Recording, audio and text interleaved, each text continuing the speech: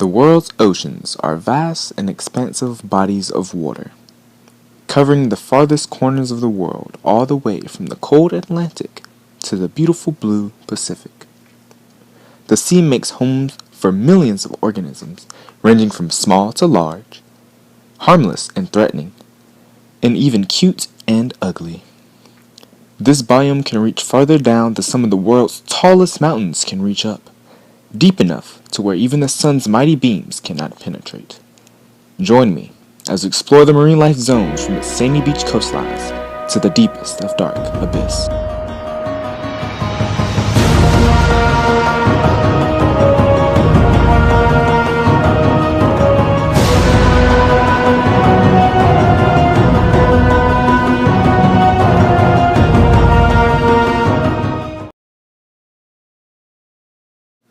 The marine life zones consist of two different sub-level zones, the horizontal zone and the vertical zone. Each of these zones have their own sub-level zones as well, each consisting of different plants and animals, and as you get further and deeper, the organisms get weirder and weirder. Many parts of the ocean have yet to be discovered and analyzed fully, but what you're about to see is what we do know about the great ocean. The horizontal zones can be described as the zones that extend from the land and out towards the sea, hence the name horizontal. The horizontal zone is split into two main zones, one being the intertidal zone and the other being the pelagic zone. The intertidal zone is the area in which the sea bottom is waterlogged by the tides for one part of the day and exposed to the air another part of the day.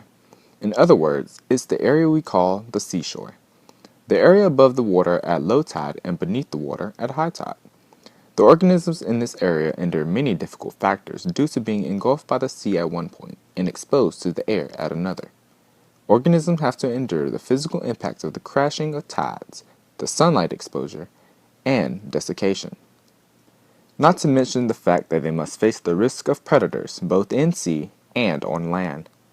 The creatures that call the intertidal zone home include barnacles, chitons, crabs, mussels, snails, and even green algae. These creatures usually either latch themselves onto rocky surfaces or burrow themselves under the sand to endure the crashing tides.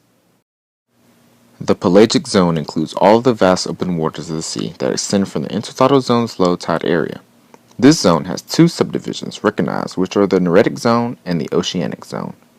The Neretic zone can be described as a sunlit area that overlies the continental shelf that can reach to a depth of 600 feet.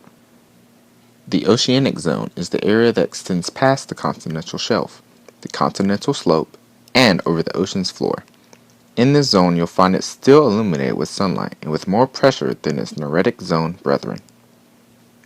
The organisms that you'll find in the pelagic zone are often large ocean fish, such as tuna and sharks, turtles and jellyfish, and even marine mammals such as whales and dolphins. It is the largest marine biome in terms of volume, but often lack in terms of actual marine life population. The vertical zone can be characterized by the expansion of light from the sea surface to its dark depths. It is by the sunlight's expansion and the depth of the ocean that the vertical zone is subdivided. These subdivisions include the photic and aphotic zone. The term photic means light, so really you could call this zone light zone. Sunlight only penetrates the ocean's surface at about 200 meters low. Anything below that is covered in darkness. This area where light does penetrate is called the photic zone. Organisms that can only use photosynthesis are restricted to this area, and since phytoplankton, which are tiny photosynthetic organisms, supply nearly all of the energy and nutrients to the rest of the food web, most other marine organisms live in or at least visit the photic zone. The aphotic zone is everything else that is beneath the photic zone and where the light does not reach and photosynthesis does not occur. This zone makes up the majority of the ocean, but due to its depth and lack of light, it has a relatively small amount of life, in both diversity of type and in number of organisms. The aphotic zone is subdivided by depth into the mesopelagic zone, which is 500 to 3,280 feet, the bathypelagic zone, which is 3,280 to 13,000 feet, the abyssopelagic zone, which is 13,000 to 20,000 feet, and the hadal zone, which is 20,000 to 35,000 feet below the sea's surface. The only forms of light you'll see in this zone are from bioluminescent organisms. Some well-known organisms that call the aquatic zone home include the gulper eel, giant squid, anglerfish, and the vampire squid. Some of the world's ugliest creatures are found in the aquatic zone as well, like the viperfish, lizardfish, and dragonfish. Yet there are sure to be many more undiscovered creatures lying deep within the dark depths of the aquatic zone.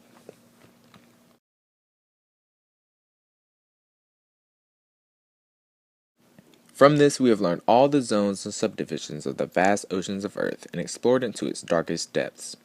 There is still way more to be discovered from the ocean we know and love. And as technology advances, so will our exploration into the depths.